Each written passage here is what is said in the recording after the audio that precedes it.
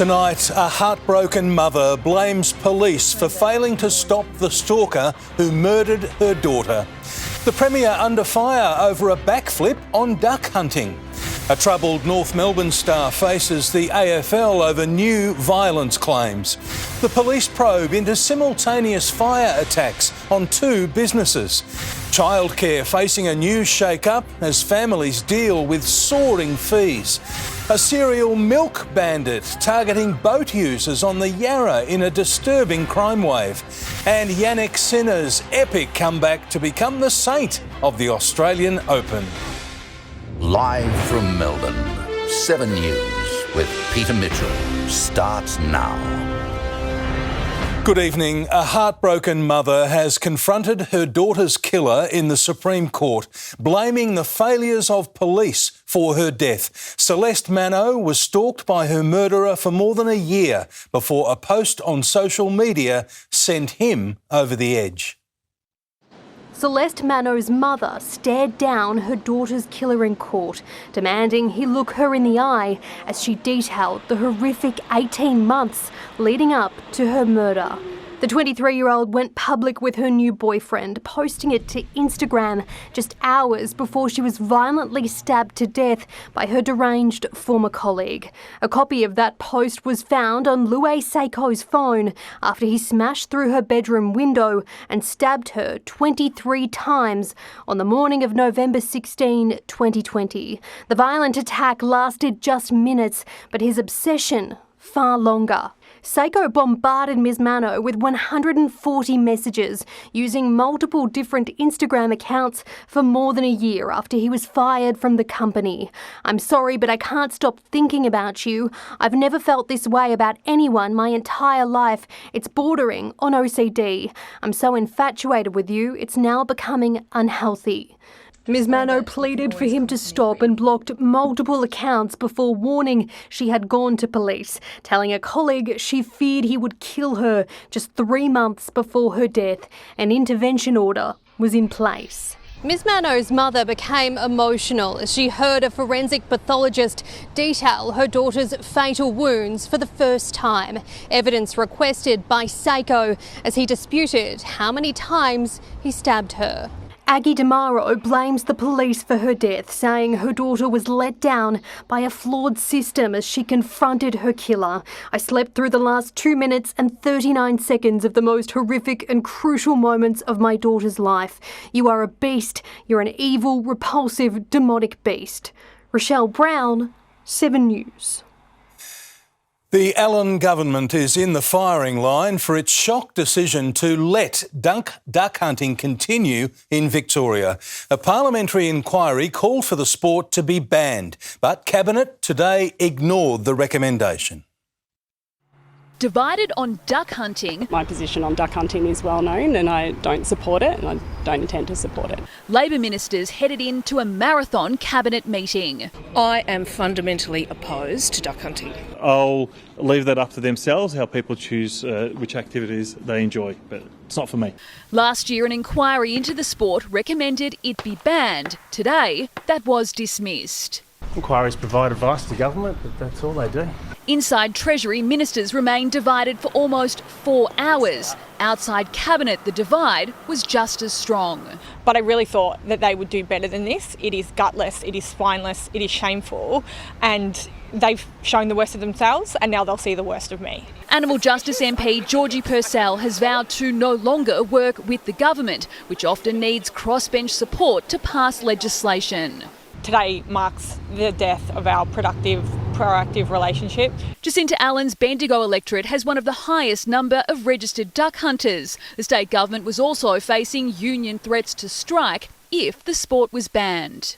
Jacinta Allen didn't front cameras to explain the decision or to respond to claims of a captain's call. She left that to the Environment Minister. This is a legitimate activity that has existed on these lands for thousands of years, and at least in terms of white Australia from 1860, and that it will continue, but it has to be safe, sustainable. The government's plan will include a 6-bird limit, mandatory training for hunters and harsher penalties. We're pleased. We're reassured that the government has listened to the evidence and has outlined a clear path forward for native bird hunting. There are some people that will just fly through it. Nothing more than a ban will be acceptable because we cannot do anything about the incredible wounding rates. It's 6 to 40% of birds that are shot will not be killed outright. Chanel Vella, 7 News.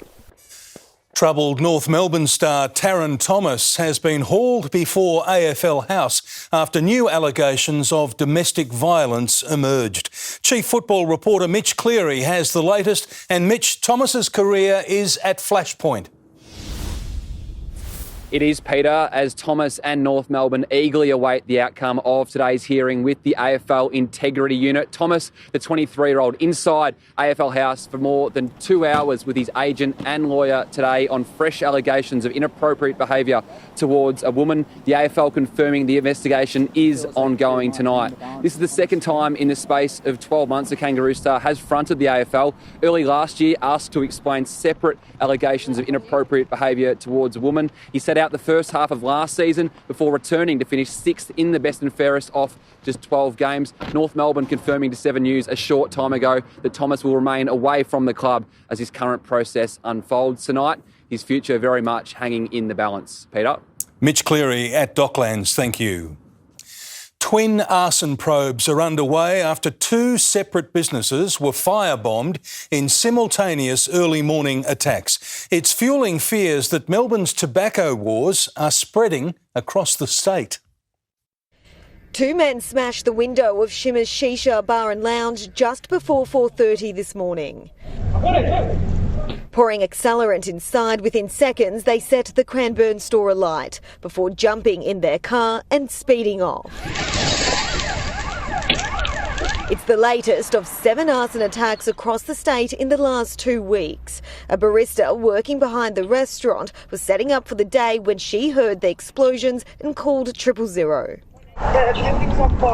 It was just metres from a petrol station. Our storage for the fuel is just here, so it's near the flames, so it was really dangerous. The fire was so intense it destroyed the building. As long as no one's hurt and the thing's insured, so that surely they'll find out who did it. The family-run business has been operating for 2 years, but the owners told 7 News they don't have insurance and will struggle to reopen. At the same time, a tobacconist in Bendigo was also under attack. A car come in with 5 people, hung a Yui, went through the bollards, took out a few things in the mall, drove into the tobacco shop, poured petrol all over it, set it on fire, and then drove out the other bollards. Within minutes, the shop was engulfed and spread to neighbouring businesses. It's the sort of stuff you see in Melbourne and that, not in Bendigo. Yeah. Police are still investigating whether the 2 incidents are linked. Geordie Wright, 7 News. 2 security guards have been injured trying to break up a violent brawl between rival soccer fans outside Amy Park. Sydney FC supporters were allegedly chased by Melbourne Victory fans along Flinders Street on Friday night. Police were called, but the soccer fans fled before officers arrived. The security guards were treated by paramedics at the scene. Anthony Albanese has shrugged off a rough reception at the Australian Open. The Prime Minister was booed as pressure mounts over tax changes. His government now forced to deny it's considering changes to negative gearing. The Prime Minister at the tennis, copping a real serve. The Australian Prime Minister, the Honourable Anthony Albanese. The Deputy Victorian Premier, the Honourable Ben Carroll. Just days after breaking his promise on stage 3 tax cuts, but on Melbourne radio, laughing it off. Australian tradition. The Treasurer playing his political doubles partner. I think it's a well-worn Australian tradition, and I don't think we should read too much into it. While urging people not to believe what they read about changes to negative gearing being the next broken promise. We've made it really clear, that that's not something that we have considered. Put another way, we're not contemplating other areas. The coalition giving voters something to contemplate. You've got to realise, ladies and gentlemen, when the Labor Party says something, it means nothing, because they don't keep promises. Senior government sources tell 7 News there will be further substantial cost of living relief in the May budget, but delivered in ways that honours promises, not breaks them. The Teal independents are demanding wholesale tax reform. We need to address how Australia makes money. Voters will have their say in the Dunkley by-election in southeast Melbourne on March 2. I suspect the mood is going to be a pox on both houses, so to speak, where both major parties' brands are struggling. No cheering for either side. Mark Riley, 7 News. A Chinese property giant has been ordered into liquidation over debts of almost $500 billion. A Hong Kong court ordered the China Evergrande Group to liquidate, leaving around 1,200 projects in limbo. It's expected to send ripples through China's crumbling financial markets and have global flow-on effects. Australia's consumer watchdog is pushing for a childcare shake-up to deal with soaring fees. It's calling for reform after it found new government subsidies are being swallowed up by rising prices. The consumer watchdog has examined how childcare is delivered and where it's failing families. The most disadvantaged and vulnerable members of our community are not able to access affordable childcare. Government subsidies initially driving down out-of-pocket costs by 11%, but then savings reversed. The ACCC finding fees across all services have grown faster than inflation and wages. We know that reform is needed in this sector. Operators say providing care has become more expensive. The number of providers are having to pay above award to attract those really good quality educators. Mums and dads feeling the pinch. I guess it's worth the money, but it could be better at times. Between 2018 and 2022, childcare fees rose by more than 20% nationwide, compared to an average of 6% in other developed nations. You can't blame a dog for barking. I mean, these are for-profit operators. They're going to make a profit. The system is working for some families, but it's not working for many. The consumer watchdog has recommended government intervention, including naming and shaming providers who jack up their fees, as well as daily price caps. The early childhood minister promising to take long-term reform to the next election. This is Labor kicking the can down the road. Isabel Mullen, 7 News. A major power company has been charged over a blaze that threatened homes and destroyed property west of Melbourne. Powercor is accused of failing to clear trees below power lines prior to the fire at Glenmore in February last year. Representatives of the company will face court next month. The US is vowing to retaliate after 3 American soldiers were killed and more than 30 injured in a drone strike in Jordan.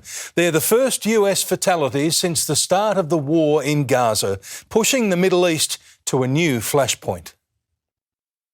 A moment of silence for 3 fallen soldiers, followed with a threat. We shall respond.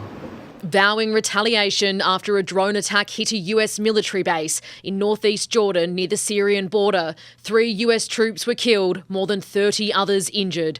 America's commander-in-chief laying blame. We know it was carried out by radical Iran-backed militant groups. Responsibility claimed by the Islamic Resistance in Iraq, a Tehran-backed militia. Militants supported by Iran have increasingly targeted US forces in Iraq and Syria since the October 7 attack on Israel by Hamas. The latest strike marks the first time US troops have been killed since the war in Gaza began. That's absolutely not going to be something that this administration or the Pentagon takes lightly. That is going to prompt a response.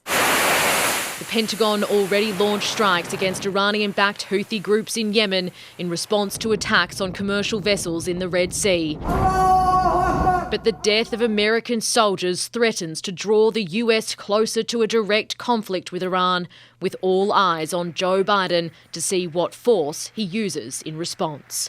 In the United States, Smiley Hogan, 7 News. Sweeping changes have been made to King Charles's list of engagements while he recovers from a prostate procedure. Europe correspondent Ashley Mullaney is in London. And Ash, for how long will the monarch be out of action? Well, the King's calendar has been cleared for the next month, Peter. He'll still be able to attend to government documents once he's released from hospital, but no social engagements, at least until the end of February. The King is said to be doing well, having undergone surgery for a benign enlarged prostate. He's just spent his third night here in hospital in London. Queen Camilla has visited him multiple times to keep his spirits up.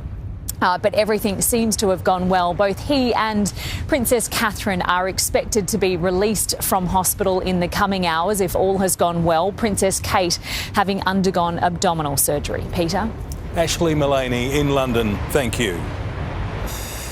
Back home now, and Italy's Yannick Sinner is on top of the tennis world after claiming his first major at the Australian Open. And his 5-set fight back helped Oz Open organisers toast a milestone of their own. A winner's kiss for his first Grand Slam trophy. Yannick Sinner cherishes the moment. Fighting back from 2 sets down, the 22-year-old never gave up. Sinner seals the deal with an epic comeback. I didn't sleep much, but it's, great emotions, slowly realising what I've done. It's a great achievement for me and my team, so. His Australian coach Darren Cahill helping him secure the biggest prize of his career so far. I see more him than my family, so it's great to have him in my team. Yannick is the first Italian to win an Australian Open singles title, and at 22 years old he becomes the youngest from his country to win a Grand Slam. More than 1 million fans came through the gates over 15 days. The record crowd boosted by an extra Sunday of action, but that didn't prevent the scheduled headaches and post-midnight finishes. The tournament boss wants to speed things up by eliminating let calls. And this year, for the men's and women's singles, men's and women's doubles, if you counted the amount of time that it took to go back and play a point after let, was over 15 hours, so that's fairly significant. Kate Massey, 7 News. And it's that time of the year in the AFL. Tim Watson captaincy calls are on the agenda for several clubs. They are, Mitch. One finals contender is holding firm with its main man. We'll have the latest shortly. Plus, there's no missing this Hawks recruit. Our young draftee is giving Jack Ginnivan a run for his money this pre-season. Why cricket's feel-good story is heading home after Australia let the perfect summer slip. And the NFL love story heading to the Super Bowl. But will Taylor Swift make it to Las Vegas in time, Mitch? More on that soon. That's the big question. Oh dear. Thank you very much, Tim. Social media is being blamed for serial milk attacks, targeting boat users on the Yarra in a disturbing new crime wave. The details are next. Also ahead on 7 News, a father's fight over a deadly Footscray intersection. A dog act at a shopping centre leaves a pet owner heartbroken. The hunt for caravan bandits preying on holidaymakers on the Mornington Peninsula. And later, the new research into late-night mobile phone habits causing big problems. A frantic dog owner in Melbourne's West is pleading for help after her 2 staffies were taken from outside Werribee Plaza shopping centre. She says they were tied up and this woman took the dogs around 8:30 last night. Police have been called in to investigate. The 1- and 5-year-old dogs are microchipped. Victoria's Transport Department ignored multiple warnings before a young cyclist was killed at a dangerous intersection in Footscray. The victim's family wants justice and claims he'd still be alive if Westgate Tunnel project contractors and the state government had acted. Authorities were warned about a blind spot for drivers at this intersection. A freight company manager called the design a recipe for disaster. The complaint wasn't acted on. In February last year, cyclist Angus Collins was killed, colliding with a cement truck. About 1,200 a day used to come through here in and out from the western suburbs into the CBD via Docklands. now no cyclists can go through safely. There's just no safe route. The 22-year-old was in a separated bike lane next to Footscray Road. Both he and the truck driver turning left into his path had a green light. There's no way that this should have been a problem in the first place and could have easily been remedied. Angus Collins' family says, "We feel that if the warnings had been heeded and actions taken to address the dangerous situation, we would still have Angus with us today. We lost our much-loved family member and that can't be changed. However, we feel that the organisations involved should be held accountable." Even before a Victorian coroner started an inquest into Angus Collins' death, he warned the Transport Department to fix hazards at this site and other intersections with similar traffic light sequencing. A spokesperson for the Westgate Tunnel project says changes were made immediately after the fatality. Emma O'Sullivan, 7 News. A hunt is underway for a man and a woman accused of stealing this caravan from a Patterson Lakes driveway. It happened just before dawn on January 17th. Police say they used a Holden Captiva to hook up the Crusader, Excalibur and drive away. The caravan, which can be worth as much as $90,000, also contained a number of personal items belonging to the owners. Australian dessert brand Sara Lee has been saved from voluntary administration. Its new owner is a private company owned by Clark and Brooke Quinn, the same family that saved chocolate brand Daryl Lee in 2012. The sale will secure more than 200 jobs. A dangerous new trend is emerging on social media and it's risking the lives of innocent Victorians.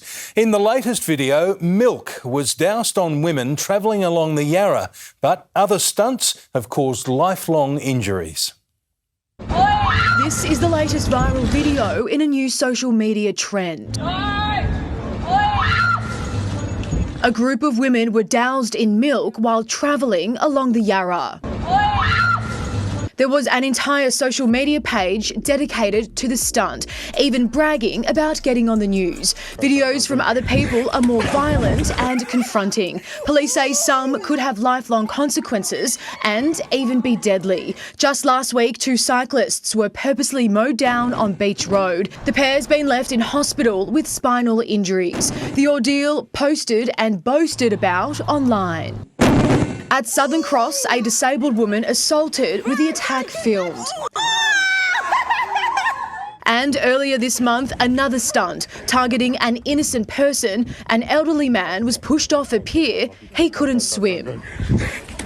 Social media experts say platforms have a responsibility. The social media companies themselves, I think, definitely have a responsibility to ensure that where there is antisocial behaviour occurring on the platforms, that we have some way of alerting, engaging and taking down the visibility. Cassie Zervos, 7 News. Australia's Hollywood megastar Margot Robbie will be coming home to accept a prestigious award on the Gold Coast. The Barbie star will be given the Trailblazer Award at the ACTA Awards. It's given to actors whose work has served as an inspiration to others and promoted screen excellence at home and abroad. Chris Hemsworth, Rose Byrne and Isla Fisher have also previously received the honour. A messy turf war over nature strips has driven locals to extremes, forced to mow a roundabout in the middle of the night. Details are next on 7 News. Also coming up, why Qantas is facing a new backlash over plans to win back customers, and why Taylor Swift's been forced to make a mad dash to Melbourne.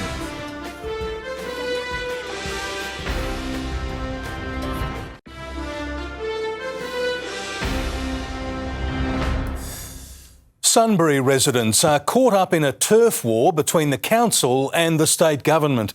One local was so fed up with the condition of roads, they took matters into their own hands. Midnight on Saturday.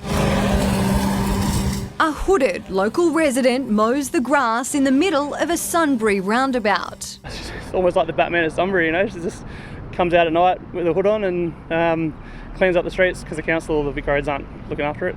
Ben spotted the woman cutting the long grass. After multiple complaints to council, it hadn't been mowed. It had become a safety issue for drivers. Full of weeds, probably about waist height, to the point where if you're sitting in a car, you struggle to see over the roundabout for oncoming cars. But Hume councillors say it's not their responsibility. It's totally unacceptable, and we expect the state government to take responsibility of this road. Midnight is probably not the safest thing to do, but I think it just shows how frustrated people are. The Department of Transport says the roundabout was last maintained in November, and it inspects Sunbury Road weekly for hazards and monthly for defects. Either way, both bodies have responsibility under the Public Health and Wellbeing Act to ensure that the community is safe.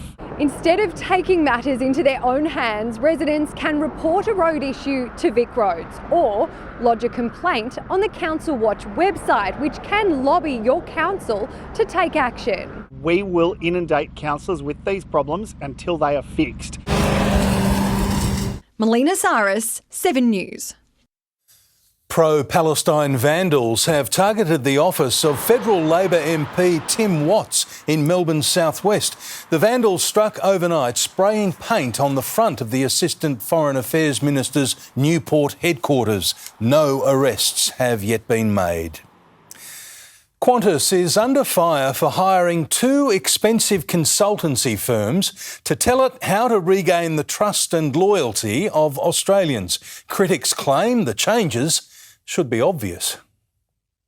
Under repair, Qantas rebuilding its battered reputation with Australians. You know, I still call Australia home and all that, but at the end of the day, you've got to deliver. Latest figures show nearly 70% of Qantas flights were on time. Virgin trailed with less than 60% on time and 7.5% cancelled. Qantas charge a premium, so the expectation from the customer is that they want that premium experience, and part of the premium experience comes with on-time flying. Qantas is aiming for at least a 10% improvement in performance.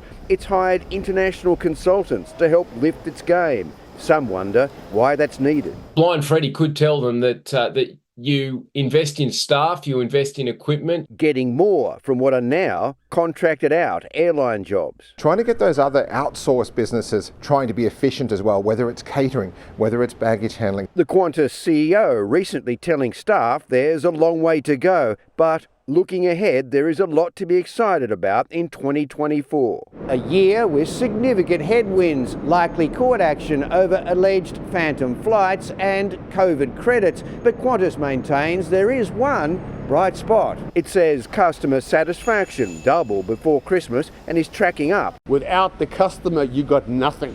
Christmas, 7. A British warship has fended off a drone attack from Houthi rebels in the Red Sea. Video shows HMS Diamond deploying its missile system, destroying a drone targeting the ship. There were no injuries or damage to the vessel or its crew. It comes after Houthis claimed responsibility for a missile attack on a tanker in the same region. Taking a look at finance now, the ASX 200 has had a positive start to the week, up 23 points. Energy stocks were among the best performers, with Woodside and Santos both stronger. $1 Australian dollar is currently buying 65.92 US cents. Taylor Swift will be cutting next month's mission to Melbourne fine after a Super Bowl curveball. The world's biggest music star will now make a detour to Las Vegas to see her boyfriend play before making a mad dash to the MCG. A superstar off to the Super Bowl. Taylor Swift will be on the bleachers at the biggest game of the season, taking an unplanned detour from her world tour to watch her boyfriend, Travis Kelce. Travis Kelce, hey, with Taylor Swift. To the victors go everything. But there's very little blank space in her schedule. Swift's final Tokyo show is on the evening of February 10. The Super Bowl kicks off in Las Vegas at 6:30 p.m. the next day.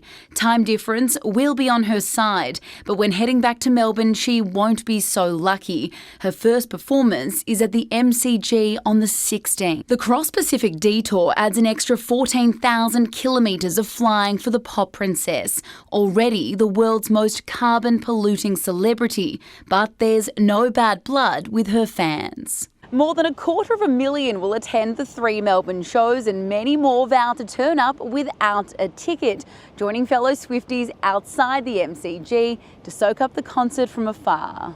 The trend took off during Taylor's US tour. Sydney's Accor Stadium has already warned fans not to bother, saying the sound won't travel outside the venue. Beth Yeoman, 7 News. Victorians are paying a heavy price for their tech addiction. Next, the new research into the late-night mobile phone habits causing big problems. Also ahead on 7 News, a hot air balloon surprise in the southeastern suburbs. The Mona Lisa targeted as a food fight turns ugly. And we're on board the world's biggest cruise ship as it sets sail on a maiden voyage.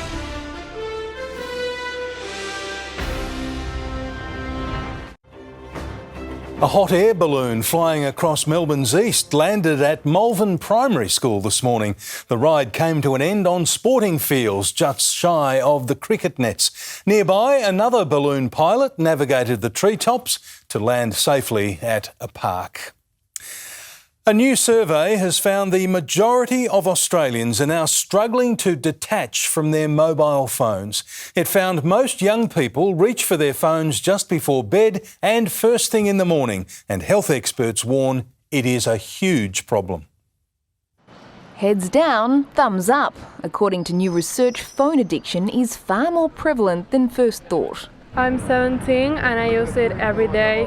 I reckon 4 or 5 hours a day. A survey found 80% of young people use their phones just before bed, and older cohorts aren't much better. It's 60% of those aged 45 to 59.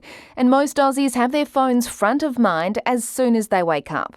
3/4 of Aussies under 44 reach for it within 3 minutes. Just a third of boomers do the same. More than half of Australians say they're now trying to reduce the time they spend on social media. Tells us that we've got a problem. Younger generations might be addicted, they're also acutely aware of it. 7 in 10 believe social media negatively impacts their mental health. Big tech is designing these algorithms to make us scroll more. It gives us more of what we're looking at, and so it can become very addictive. According to psychologists, the lack of sleep adds insult to injury. There's a lot of brain science around now that shows that the brain effectively cleans itself overnight and removes some of those chemicals that contribute to anxiety and depression. Experts say one way to tackle phone addiction is to get an old-fashioned alarm clock so people aren't reaching for their device first thing in the morning. My mum's rule is that I have to charge my phone outside my room. Smart mum, can you see why she does it? Yes, definitely. It makes it much easier. Christy Cooper, 7 News. Overseas, environmental activists have hurled soup at the Mona Lisa, calling for a right to healthy and sustainable food. The painting wasn't damaged as it sits behind bulletproof glass. The area of the Louvre was evacuated but reopened once the mess had been cleaned up. Protests by farmers have broken out across the French capital over rising fuel costs and over-regulation. The world's biggest cruise ship has just set sail on her maiden voyage. She's worth nearly $3 billion and dwarfs the Titanic, able to carry nearly 10,000 passengers. In an industry where bigger is better, meet the ship redefining Colossal, the icon of the seas. This ship is 1,200 feet, guys, and I gotta admit, it feels every bit of 1,200 feet. That's 365 metres, 250,000 tonnes of steel, 5 times bigger than the Titanic, the biggest ever built. Exciting, I like. On board there are 8 neighbourhoods, 7 swimming pools, 6 water slides and a hanging thing. It is so much fun. No housing crisis here. She can sleep almost 10,000 passengers, a small town, who'll apparently never get bored. You've got the Aquadome with the home to the Aqua Theatre. But the jury's out on bathrooms. It's pretty small. The Icon is on its maiden voyage, island hopping the Caribbean, but with food like this. Southern fried chicken. It's never far from home in Miami. When you name a ship Icon of the Seas, it sets a really high bar. And price tag at almost $3 billion to build. Tickets range between $2,500 to more than $14,000 for a week. No plans yet for a trip to Australia, so from here, you'll have to settle for something a little smaller. Tom Saker, 7 News.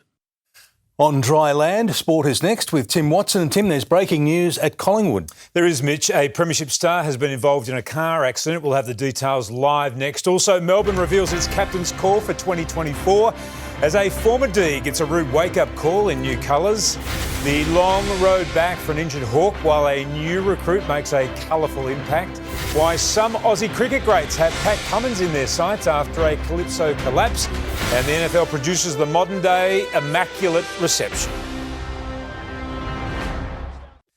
Welcome back. Collingwood Premiership hero Braden Maynard has been questioned by the club after an early morning car crash.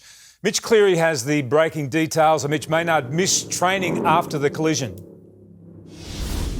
Tim, Collingwood says it was a minor accident and that no one was injured, but it still stopped Maynard from joining teammates on the track this morning following the incident. Police have confirmed to 7 News that witnesses informed them that a car matching the description of Maynard's was seen in the area, swerving and cutting off other cars before 6 a.m. on the Mornington Peninsula Freeway. Maynard spent the Magpies weekend off with friends down at the beach, while witnesses have told 7 News the crash involved a tradesman's car and that Maynard's car also suffered minor damage in the collision. Collingwood says Maynard did exchange details with the other person involved in the incident. Tim?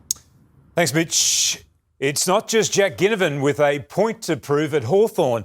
The Pies premiership forward making a statement with his fashion and football as Sam Mitchell's side fights to break a 5-year finals drought. Nowhere to hide in Geelong this morning.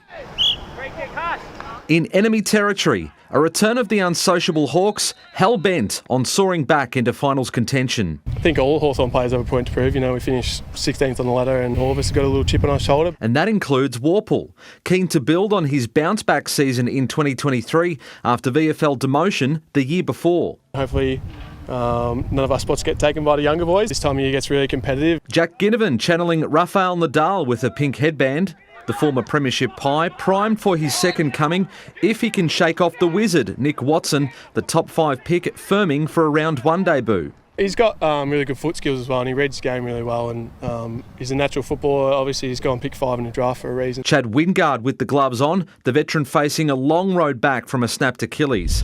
At the Saints, their sharpshooter Dan Butler remains in doubt for round 1 after pre-Christmas ankle surgery. Max King is still progressing toward full contact training. 38 days out from the season opener, and there's still no Clayton Oliver at the D's. Training alone at Gosh's paddock, his teammates completed a 90-minute sweat session and photo day at Casey. Jack Billings lining up with the A-team at half-forward, Max Gawn reappointed captain, Jack Viney his deputy. Settling in at the Swans will take some time for their ex-teammate, Brodie Grundy. Do you know who Brodie Grundy is? No. And the Lions pack leader, Lockie Neal, picked off a bullet pass from the GOAT, Tom Brady, in Brisbane last night.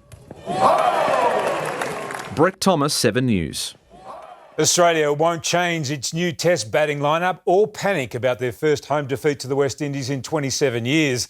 And while it's upset some past players, Pat Cummins celebrated the birth of a new cricket superstar who's committed his future to the Test format. The damage to Shamar Joseph's big toe and what he could go and do after it took a whole lot of courage and a little bit of help. I get to the ground, doctor will give me some tablet. I don't know what kind of tablet it is, but I just drink it. But it works. Sore toe or not, to bowl Australia out with 7 for 68 and 11.5 overs straight in your second Test becomes one of Test cricket's great performances. The big fear... And eventually we just lose them to T20 cricket. So hopefully he's a keeper. For now, I think it's best for him to probably get a little bit of rest. Not picked in their white ball squads, Joseph won't look for a game in the new UAE T20 League. I'll be heading home and just get up some rest and then head into regional 4-day cricket. With this commitment. And I will say this live, I would always be available to play for the West Indies, no matter how much money it takes or come towards me. As a cricket fan, as a Test match cricket fan, there's a part of me that was happy to watch. Ex-keepers Tim Payne and Ian Healy criticised Pat Cummins for praising the Windies. That should be the story in amongst all of this, is the way that they played. The shock loss won't force a rethink on the new batting order for 2 tests in New Zealand from February 29. If you look at the irony of it all, the question marks were on Steve Smith and Cameron Green, and they were our 2 best performed batters today. Matt Carmichael, 7 News. 7 News can reveal the Melbourne Renegades have locked away star all-rounder Will Sutherland on a new 3-year extension. It ties him to the Renegades until 2028. In India, we're not sure Ben Stokes or Johnny Bairstow would approve of this attempted stumping by teammate Ben Foakes. Tom Hartley spun England, though, to a remarkable win with 7 for 62 on debut. Ollie Pope's 196 was described as the best innings ever by an Englishman on the subcontinent. The Socceroos are dreaming of Asian Cup glory, according to coach Graham Arnold, after Australia clinched a spot in the quarterfinals with a 4-0 win over Indonesia. And headed into the back stick by Martin Boyle. It was a brave header. The quality that we've got up front came through today. Stuff that we've been working on at training. Probably now the boys are starting to believe more and more in it. Martin Boyle recovered after his acrobatic header. They'll take on either Saudi Arabia or South Korea for a spot in the Final Four. And we'll have an Aussie to cheer on at this year's Super Bowl after Mitch Wisnowski's San Francisco 49ers completed a stunning comeback against Detroit. It hit him right in the face mask. Ravens quarterback Lamar Jackson somehow caught his own interception, but as you saw earlier, the Chiefs, cheered on by Taylor Swift, will take on the 49ers in Las Vegas next month. It's Kansas City's 4th Super Bowl in 5 years. Mitch, what do they always say in sport? Never bet against a champion. Ravens, red-hot favourites. Patrick Mahomes comes out and does it again. And will Taylor Swift make it to Melbourne, Tim? Everyone wants to know. I'm not going to be able to sleep until I find that out. Well, she'll be here for sure. Don't worry about that. Good on you, Tay-Tay. It's been a spectacular start to the week weather-wise. Sonia Marinelli, how long does it last? Oh, Mitch, we're going to get a good dose of vitamin D all week long. I'll have the full forecast coming up next. On 7 News, tech tactics for parents. How to wean children off screens. We've all experienced that battleground when we want to turn off the screens. The new research and solutions. They were really looking for strategies for children. Only on 7 News with Peter Mitchell at 6. Tonight, Joe Biden threatens payback for a drone strike on his soldiers. We'll speak to a military strategist. A property juggernaut dies under mountains of debt. The global impact on housing markets. And Sarah Lee avoids crumbling save from administration. A consumer expert joins us. The latest from 7 News, 10:35. Hello there. Monday has delivered the summer heat and we spent the day drenched in sunshine. And that, along with a gentle northerly breeze at first, boosted the temperature to 27.2. But from about lunchtime, we had a sea breeze take hold and it's dropped back quite a bit. Outside now, we are holding on around 20 degrees, so that's at least 6 degrees or 7 cooler than it was. And those southerly winds have picked up quite a bit this evening. Some suburbs soar to 31, including Viewbank. Essendon reached 30, Laverton and Geelong both 28, but you can see most of us have cooled down now. It's around 8 degrees colder in Essendon.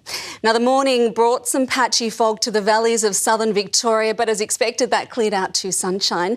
Winds were light to begin with, but now we've got that stronger south to southwesterly flow taking hold statewide. The sunsets have been spectacular. Tonight should be just as pretty. Skies mostly clear and we've got an overnight low of 16 degrees here in the city. Now the new week is off and racing. We've got high pressure dominating for most of it. That is going to continue to keep those major rain systems far away. So coming up for the rest of this week, there are no showers in the forecast. Melbourne is dry until Monday and that warmth is more consistent this week. We've got maximums bouncing around the mid-20s, but check out that weekend heat. Sunday's forecast to jump to 34 degrees and then cooling down with those showers next Monday. Okay, around the nation tomorrow, and rain and thunderstorms are still hanging over Brisbane, and there's showers developing in Sydney, but Perth is dry and heading for a scorching 36 degrees. Here in Victoria tomorrow, there'll be some morning cloud, but we're only expecting some isolated showers and afternoon storms about the eastern ranges. For the rest of us, Tuesday is dry with increasing sunshine. Light to moderate southerlies keeping the south cooler than it was today. Now, it is shaping up to be a lovely Tuesday around the suburbs. Cloud in the morning, breaking up by the afternoon, but those forecast southerlies will keep a lid on the temperature, so most spots coming in around the mid-20s, so cooler than today. 24 degrees, that is our forecast high here in the city. That cloud breaking up through the day. It is going to be a good one, especially in the warmth of that sunshine. Looking ahead, cloud thickens on Wednesday, reaching 22, but that warm sunshine is back on Thursday, 25. Friday, partly cloudy and 22, and then we're turning back the summer heat on for the weekend. We've got a warm 26 on Saturday in the sunshine, becoming hot on that Sunday, the mercury heading for 34. And Mitch, we haven't had too many of those this summer, but that's going to be another good beach day. We haven't indeed, but that's something to look forward to. Thank you, Sonia. Now, here's what's on Sunrise in the morning. Thanks, Mitch. Tomorrow on Sunrise, pay off your mortgage in 10 years. One of Melbourne's leading property investors shows you how. And holiday in paradise. It's on us. Be watching to win a trip to Jamaica. See you in the morning. And that's the way it is this Monday, the 29th of January. Thanks for your company. For now, from the 7 News team, good night.